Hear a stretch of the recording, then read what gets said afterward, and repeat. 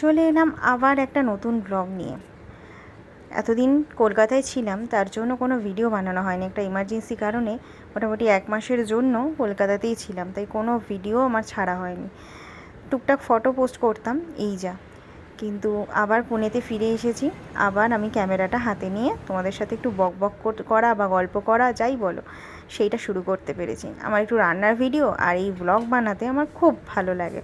খুব বেশি বৈচিত্র্য আমার জীবনে নেই, কিন্তু যতটুকুই আছে ততটুকুই তোমাদের সাথে শেয়ার করি এবং গল্প করি, সেটা আমার খুব ভালো লাগে। তো রবিবারে একটু দুধ চা না হলে হয় না। অন্য দিন লিকার চা, গ্রিন টি এগুলো দিয়ে মানিয়ে নেওয়া যায়, বাট রবিবারে মাস্ট হচ্ছে দুধ চা।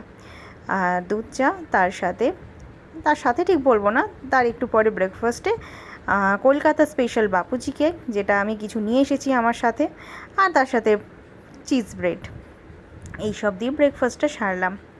ব্রেকফাস্ট সেরে বেরিয়ে পড়লাম বাঙালি বাজারের উদ্দেশ্যে, মানে বাঙালি সবজি মাছ এইসবের উদ্দেশ্যে। তো এখানে খাড়কি বলে, যারা পুনেতে থেকেছো বা পুনেতে আগে কোনো দিন থেকেছো বা পুনেতে আছো, তোমরা জানো খাড়কি বলে একটা জায়গা আছে যেখানে বাঙালি কালীবাড়ি আছে, যেখানে দুর্গাপুজো সব রকম পুজো হয়, এবং এখানে বাজারটাও আছে। ইভেন অনেক বাজারওয়ালা আছে যারা বাংলা বলে, এবং বাঙালি দোকানদার আছে। তো সবজি মাছ আর মিষ্টি নিয়ে চলে এলাম। সো চলে এলাম বাজার থেকে, বেশ বেলাই হয়ে গেল। তো তোমাদের কিছু দেখাই, যেটা দেখে তোমাদের খুব একটা আহামরি লোভ লাগবে না, তা কিন্তু আমার কাছে এগুলো ভীষণভাবে প্রিশিয়াস। তার কারণ সেটা দেখোই তোমরা কি এনেছি।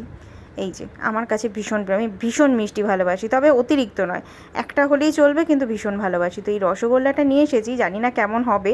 আর তার সাথে এনেছি গুলাব জামুন বা পান্তুয়া যাই বলো। আর এটা নিয়ে এসেছি রসমালাই, না সরি, কি বলে জানো, মালাই রোল। সব মালাই রোল আর গুলাব জামুনটা ভালো। তো রাত্রে ডিনার চিকেন কষা আর রুমালি রুটি দিয়ে শেষ করলাম রবিবারের ছোট্ট